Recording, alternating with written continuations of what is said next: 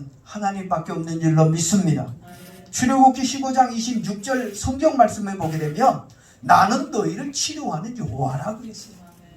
하나님은 저와 여러분을 치료하시는 분인 줄로 믿습니다. 이사야 58장 8절에서도 내 치유가 급속하게 될 것이라고 얘기하고 있습니다. 하나님은 치유하시는 하나님이십니다. 우리의 육만 치료하는 것이 아니라 우리의 환경까지도 고치시는 하나님이십니다. 신명기에서 모세가 뭐라고 얘기하냐면 이스라엘 백성들에게 믿음으로 살 것을 강조하면서 하나님은 질병도 주시고 고치기도 하신다 그랬어요. 하나님 모두 주신다고요? 하나님이 질병도 주신다 그랬어요. 이 말만 들으면 하나님을 우리가 생각할 때 악한 하나님으로 생각할 수도 있어요. 아니, 하나님 우리에게 병도 주신다고? 그렇게 하나님이 잔인한 하나님이야? 여러분, 여기서 하나님은 잔인한 하나님이 아니라 죄를 짓고 사는 사람들을 벌하시고 심판하신 하나님이십니다. 내가 너희들을 심판하기 위해서 질병을 준다는 거예요. 신앙으로 안 살고 믿음으로 살지 아니하고 하나님의 말씀대로 살지 않으면 내가 너희에게 고통도 준다는 얘기입니다. 그 토기장이가 귀한 그릇도 만들고 천한 그릇도 만들 수 있는 권한이 있는 것처럼 하나님은 우리를 만드신 이 세상을 만든 주인이기 때문에 하나님은 우리에게 잘못하면 벌도 주실 수 있는 거예요. 학교 선생님이 학생들이 말 안 듣고 공부 안 하면 벌도 줄 수 있는 거고, 부모가 자녀가 지 마음대로 살면 잘못되면 벌을 줄 수 있는 게 부모입니다. 이 사회도 잘못되면 벌을 주잖아요. 하나님도 우리가 잘못 살면 하나님이 이렇게 질병을 통해서 우리를 다스리겠다고 하시는 말씀입니다. 그리고 하나님은 질병만 주시는 분이 아니라 또 어떻게 해요? 우리를 고쳐주시겠다라고 말씀하고 있다고 하는 것입니다. 이 부분에서 가장 중요한 말씀은 하나님은 사람을 죽이기도 하고 살리기도 한다는 말씀입니다. 인간의 생사 여탈권이 누구의 손에 있다는 거예요? 하나님의 손에 있는가? 여러분, 공부 잘해서 1등하면 잘 살고 꼴등하면 못 사는 게 아니에요. 오늘 여러분이 잘 되고 못 되는 건 다 누구의 손에 달려 있다고요? 하나님의 손에 있어요. 공부도 하나님의 앞에서 공부도 해야 돼. 그래서 운동도 운동 많이 한 사람이 일찍 죽잖아요. 야구 선수가 뇌졸중으로 죽었습니다. 축구 선수가 부닥쳐서 그냥 못 일어나서 그 자리에서 쓰러져 죽었습니다. 운동하면 건강해질 텐데 왜 운동했는데 왜 그렇게 아프고 죽습니까? 여러분, 모든 사람의 생사화복은 누가 주고 있다고요?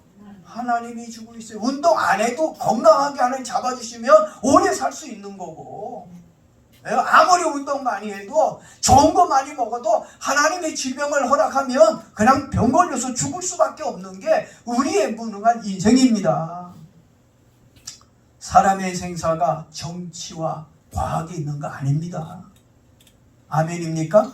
아멘. 근데 왜 우리는 과학에 있는 거라고 생각하고 정치에 있는 거라고 생각합니까? 그건요, 있는 것처럼 보일 뿐입니다. 정치에 생명이 있고 과학에 생명이 있는 것처럼 느껴질 뿐이에요. 착각하거나 혼동해서는 안 됩니다. 사람을 치유하고 사람을 살리는 것은 하나님 한 분밖에 없습니다. 아멘. 그걸 믿기를 바랍니다. 2000년 전에 십자가에서 돌아가신 예수님의 피가 우리들의 모든 죄를 씻는 놀라운 능력이 있다는 사실에 여러분 감사하기를 바랍니다. 예수님의 피에 모든 죄가 씻어지고 또 질병이 치료가 되고 이렇게 죽고 사는 것이 예수 그리스도의 피의 능력이 있구나. 예수님의 피의 능력이 없었다면 우리 다 죄인입니다. 다 우리는 심판받을 수밖에 없습니다. 그런데 예수님의 피를 통해 우리가 죄사함을 받고 구원을 받았으니 얼마나 감사합니까? 예수님의 피가 저와 여러분의 죄를 씻어준다는 이 말이 신비롭고 놀랍지 않습니까? 사람들은요, 자신의 죄를 스스로 해결할 수가 없어요. 예수 그리스도의 보혈만이 죄를 씻습니다. 예수님의 피로 죄를 씻기를 바랍니다.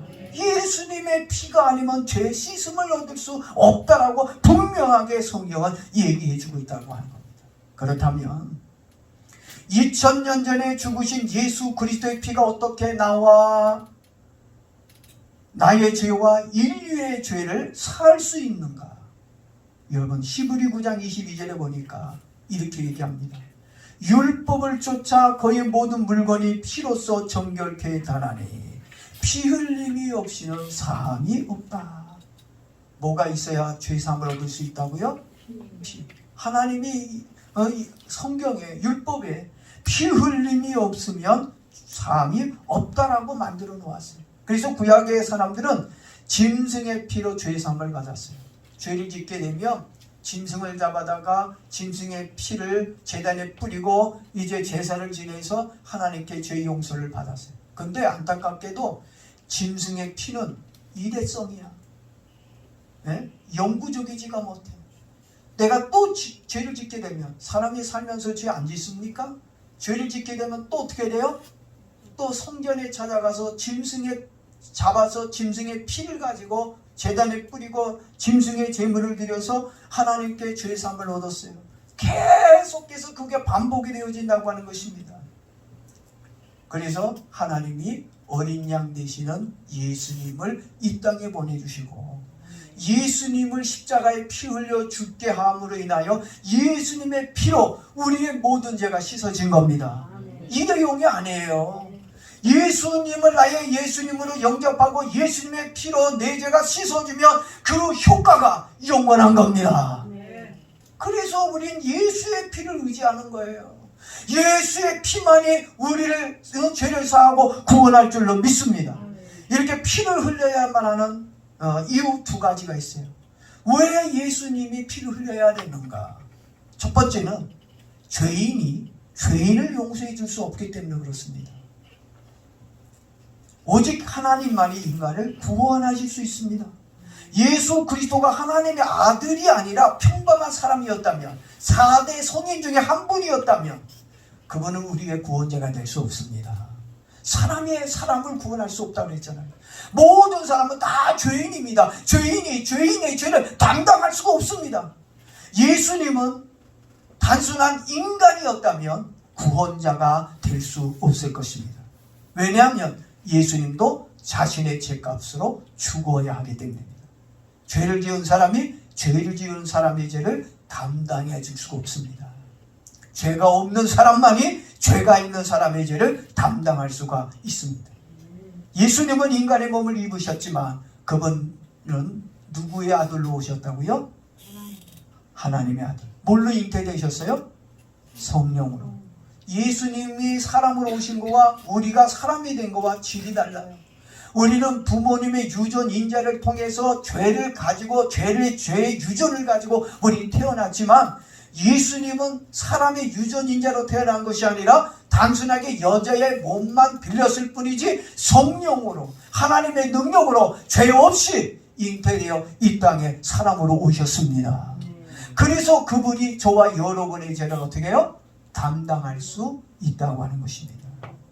그래서 예수님은 사람이지만 죄가 없기에 우리의 죄를 담당할 수 있었다고 하는 겁니다. 두 번째 이유는 예수님이 하나님이었다는 사실 하나만 가지고는 예수님은 우리의 죄를 담당할 수 없어요. 예수님이 하나님 그 자체만 가지고는 우리를 구원할 수 없다고 하는 겁니다. 왜냐하면 로마서 6장 23절 말씀을 보게 되면 죄의 싹은 뭐라 그래요? 사망이라 그랬습니다. 유대인이나 헬라인이나 야만인이나 모든 사람들 하나님 앞에 다 죄인이라 그랬습니다. 그리고 죄의 값은 사망이고 영원한 멸망이라고 말하고 있습니다. 따라서 죄를 씻기 위해서는 누군가가 죽어줘야 합니다.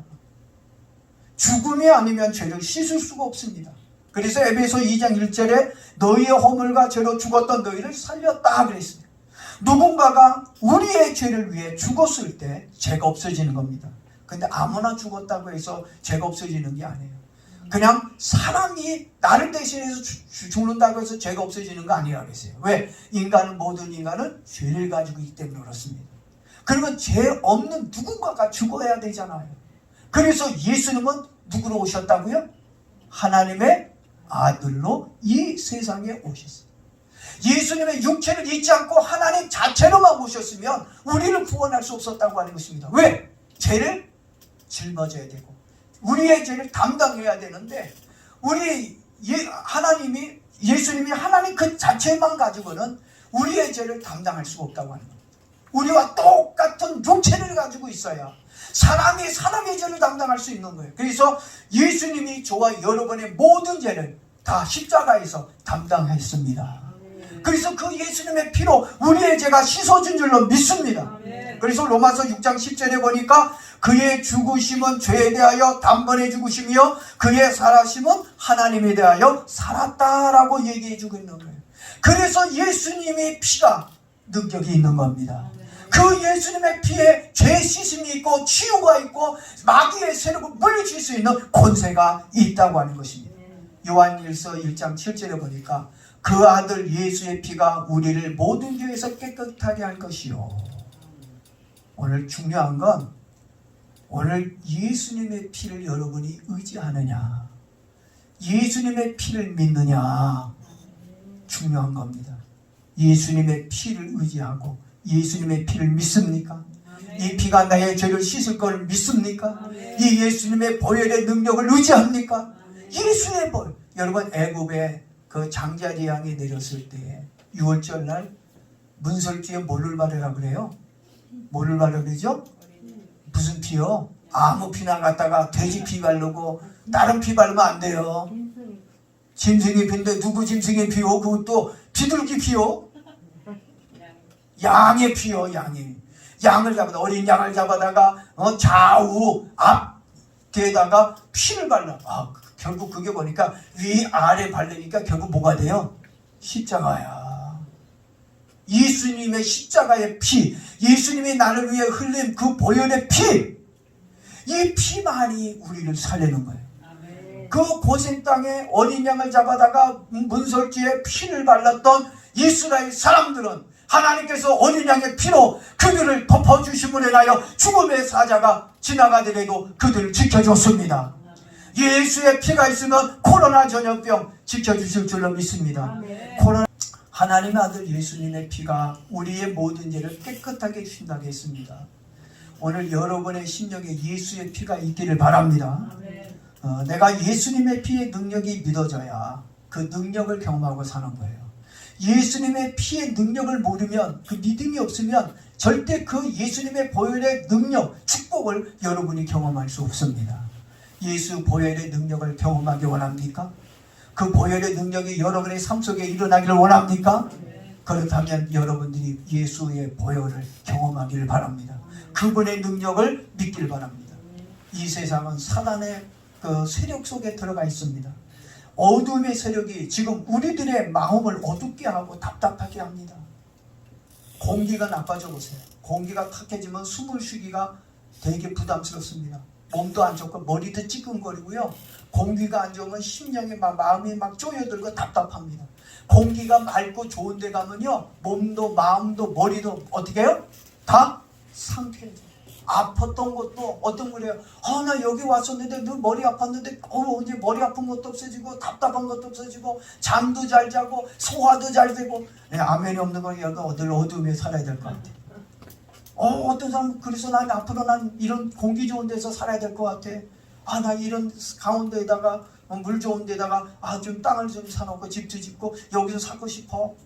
아마 나이 먹으면 그런 생각들을 많이 가질 거예요. 제가 중학교 때만 해도요, 이 저쪽 그 시내에 가게 있으면은 막 머리도 좀 아프고 심장이 좀 이렇게 압박이 오고 하는 걸 느끼는데, 버스를 타고 미아리 고개 한마는 미아리 고개만 탁 넘었으면요, 뭐가 달라요? 공기가 달라. 지금은 여기도 공기가 똑같은 것 같아. 근데 제가 중학교 때까지만 해도 미아리 고개까지만 확 숨차다가 넘어가기만 하면 공기가 다르니까 순풍이 튀고 사람이 맑아지고. 오늘 여러분들도 예수 그리스도의 피 안에 있어야 사단의 공격으로부터 우리가 방어하고 승리하고 이길 줄로 믿습니다. 예수의 피가 굉장히 중요해요. 이 사단이요, 이렇게 우리의 마음을 어둡게 하고 답답하게 할 뿐만 아니라 이 마귀가 우리의 환경을 파괴시킵니다. 나쁘게 만듭니다. 안 좋게 만듭니다. 우리의 마음을 울적하게도 하고요, 분노하게도 만드는 게 다 이게 누구의 역사냐? 사단의 역사예요. 공기가 나빠지면 답답한 걸 느끼듯이 사단이 나를 장악하고 사단이 나의 심령을 장악해서 나로 하여금 어둡게 만들고 불안하게 만들고 슬프게 만들고 왠지 모르게 자꾸 슬퍼지고 괜히 안 좋은 생각만 하고 괜히 막 눈물 나려고 그러고 막 그냥 짜증나고 막 이게 다 누구의 역사예요? 이게 사단의 역사거든. 이 마귀, 사단, 귀신의 역사야. 사마귀의 역사야. 근데도 우리는 그게 사단의 역사라는 걸 모르고 있다고. 공기가 나빠지면 머리가 찌끔거리고 가슴이 답답해져서 환기시켜야 되는 것처럼, 환기시키면 이제 모든 것이 좋아지는 것처럼, 오늘 여러분의 가정과 여러분의 사업에 이 나라를 장악하고 있는 이 악한 마귀, 이 사단의 세력, 어둠의 세력, 우리로 하여금 정말 힘들게 하는 이 세력을 예수의 피로 몰아내야 되기를 바랍니다. 예수의 피가 함께하고 예수의 피로 명령하면 다 물러가요.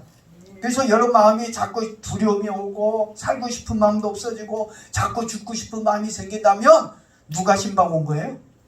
누가 신방 온 거예요? 마귀가 신방 온 거야.